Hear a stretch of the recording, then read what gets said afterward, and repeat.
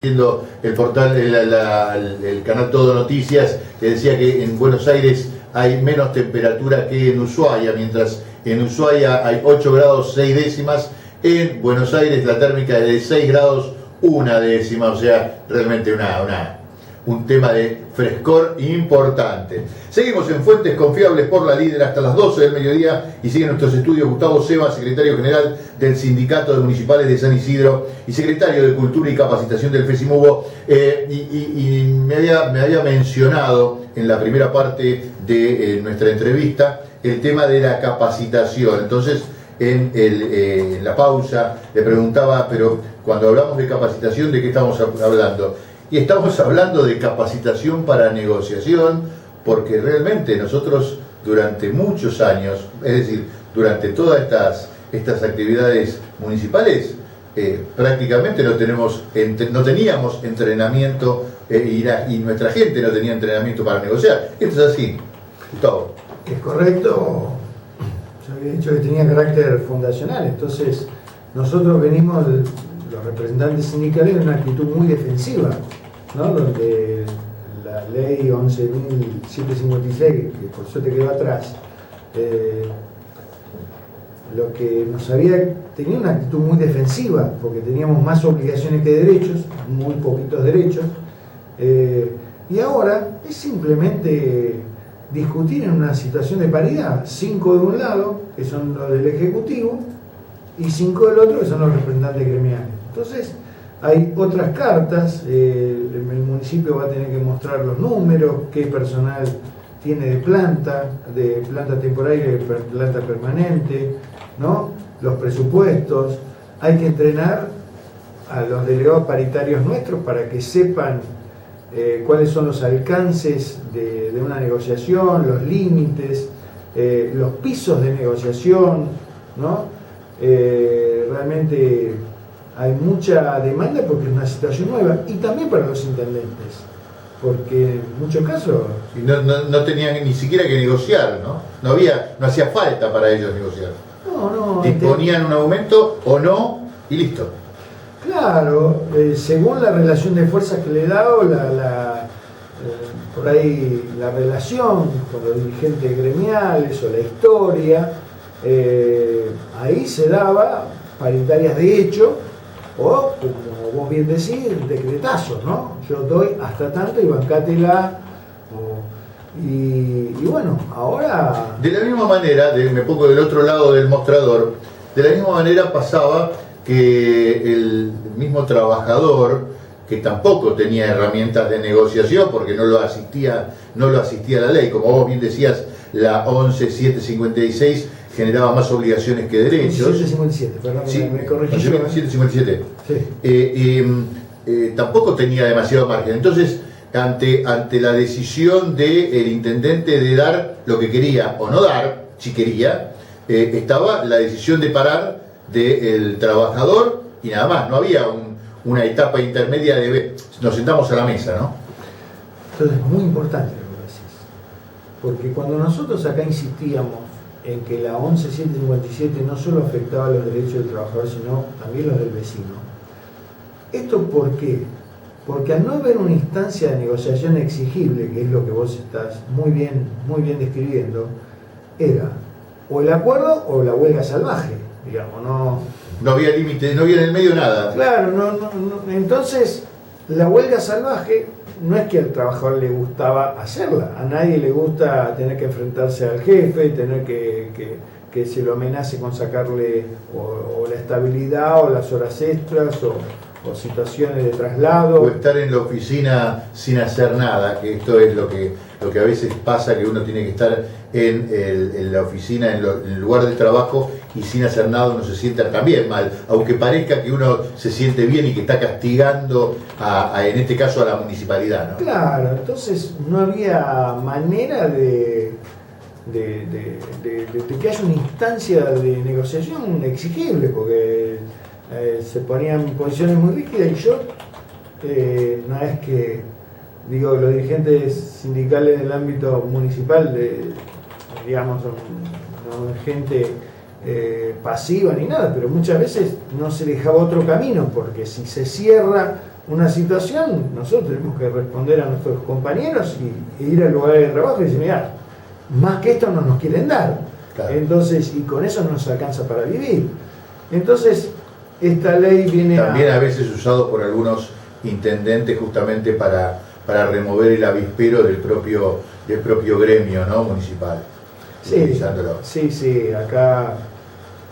o decidiendo dar algunos más aumentos que a otros y generando la desproporción también, ¿no? Sí. Las herramientas que han utilizado son muchas, ¿no? Pero vuelvo a decir, esta ley viene a instaurar derechos, como es el que tiene el resto de los trabajadores argentinos, que es discutir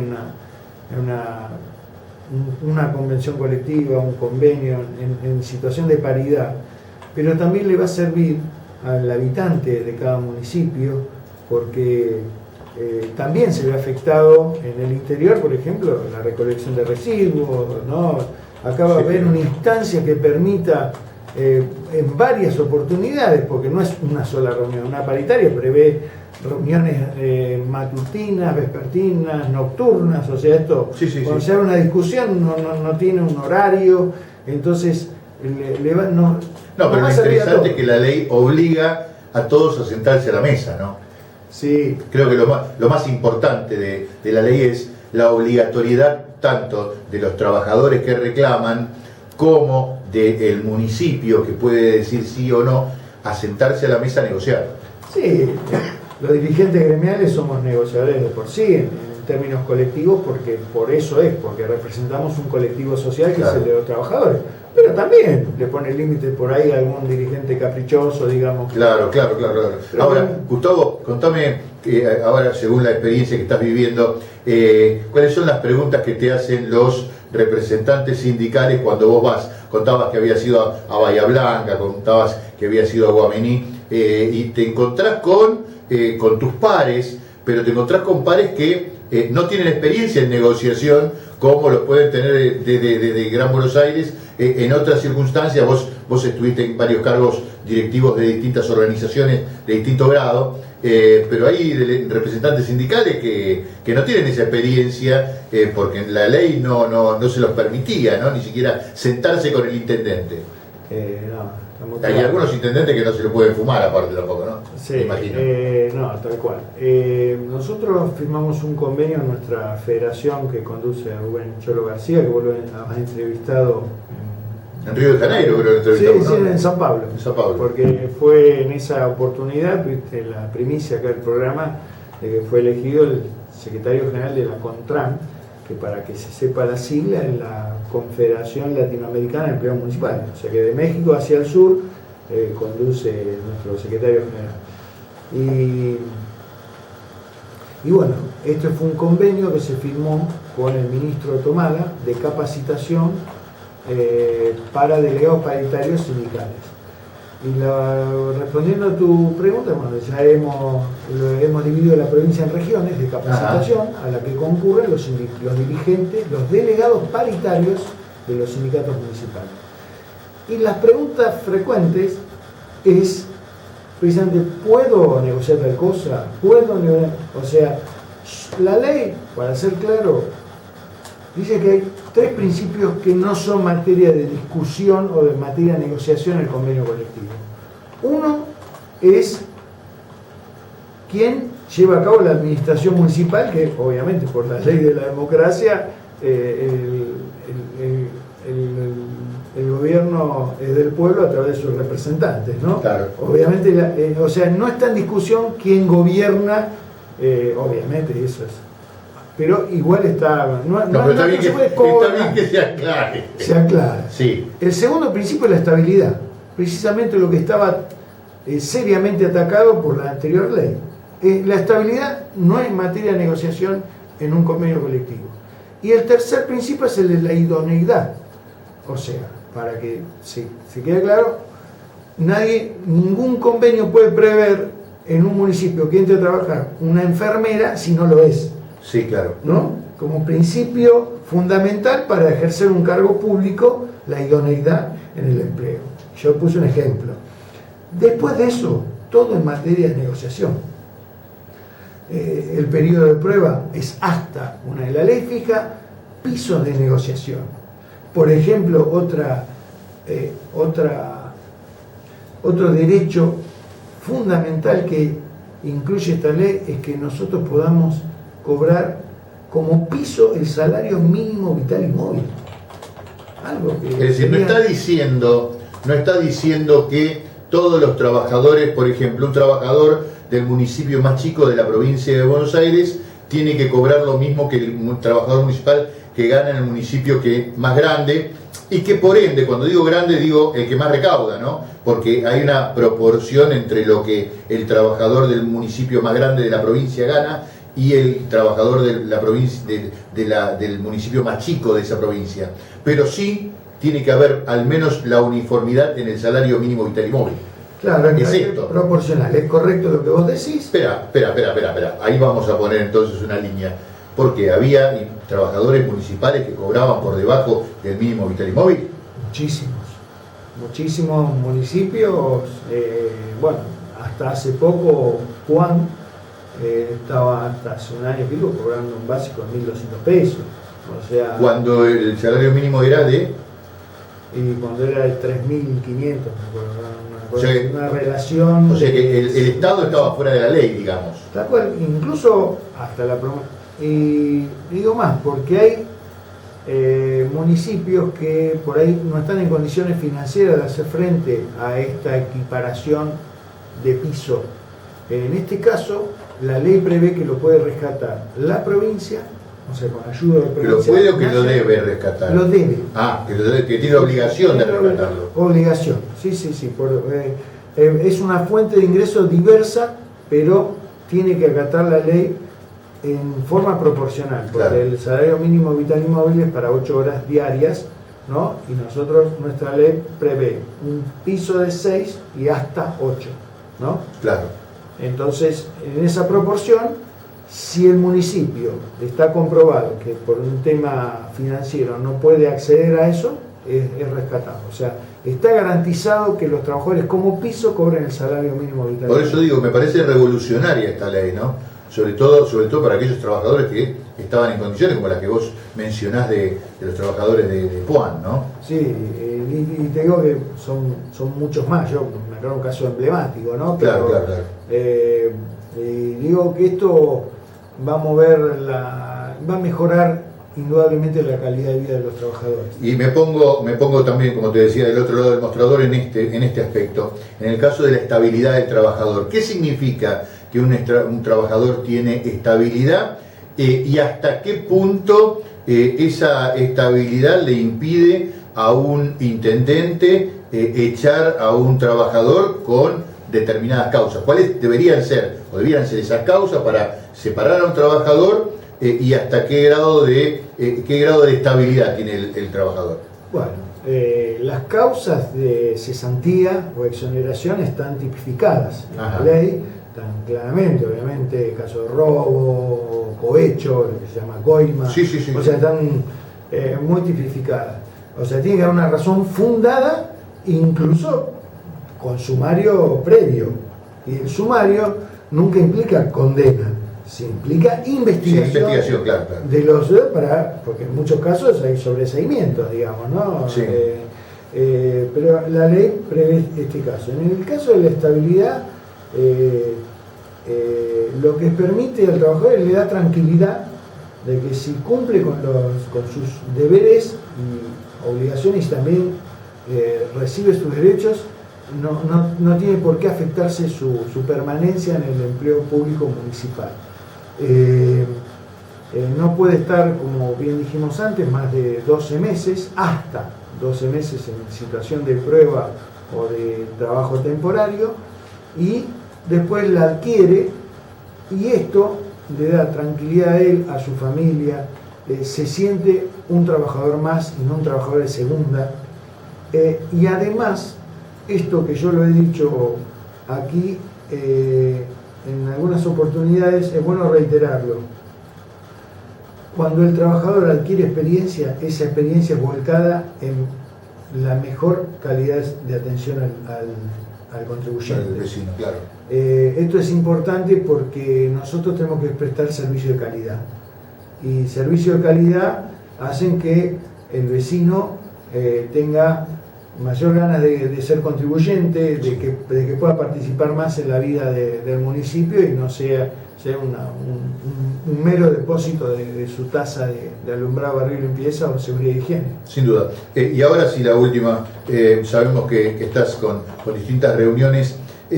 Me gustaría que le cuentes a la gente, porque hay gente que está escuchando que trabaja en el municipio, que tiene un familiar trabajando en el municipio, pero puede haber gente que no trabajó nunca a nivel público y que tal vez no conoce la incertidumbre. Yo no sé si lo vas a poder graficar y si la pregunta es casi improcedente, ¿no? Pero a ver si lo podemos graficar. Me gustaría que le cuentes a la gente qué pasaba o qué pasaba hasta esta ley cuando llegaba fin de año y había miles de trabajadores municipales contratados que no sabían si se les renovaba el contrato, si no se les renovaba el contrato, si se los pasaba a planta transitoria, si les pasaba, bueno, que era lo máximo que podían aspirar y que era pasar a planta permanente, pero que pasaba cuando llegaba fin de año, desde los beneficios que tenía el trabajador de planta y en relación al contratado y la incertidumbre, ¿no? Y era las fiestas. Realmente es un motivo de reunión familiar, de encuentro. En este caso era de tristeza, porque la incertidumbre de no saber si el 31 le renovaban el contrato producía en la familia municipal que tenía precisamente al asalariado temporario, era de resquemor. Incluso situaciones difíciles porque muchos telegramas vienen el 30 de diciembre, o sea... pasás el fin de año sabiendo que no tenés laburo. Que no tenés trabajo y además... O no te los mandan y pasando el 31 no sabés si el primero o si el año que viene vas a tenerlo, ¿no? No solo eso, sino que la persona que cobra sabe que se va a quedar sin un ingreso, sin un trabajo y también sin obra social para su familia. Eso es terrible porque muchos compañeros tienen chicos con problemitas de salud, que tienen el amparo, la cobertura de la obra social, y saber que pero eso es dolorosísimo. Incluso en muchos casos ha producido suicidios, digamos, que puede ser el detonante, le podemos poner un montón de factores, que puede tener otro problema, pero eso cataliza. Claro. Pero eso cataliza y realmente esto... Vuelvo a decir, le va a cambiar la vida a la familia municipal, que les digo sinceramente, en el ámbito de la provincia de Buenos Aires son 200.000 trabajadores y si consideramos que el colectivo social involucra son 800.000 personas. Claro. Entonces es muy importante que nos sentamos protegidos y saber que tenemos obligaciones. Al contrario, tenemos más obligaciones en términos de responder de estar a la altura de las circunstancias, pero también que tenemos derechos como el resto de los trabajadores. Así que, bueno, y bueno, tenemos el desafío, ¿no? Es un desafío de hacer buenos convenios colectivos, de seguir capacitándonos, de demostrar que bueno, en el convenio colectivo también se puede haber capacitación y formación profesional, cursos de atención al público, cursos de operaciones de PC, de utilización de las nuevas tecnologías, de la aparatología hospitalaria. Claro.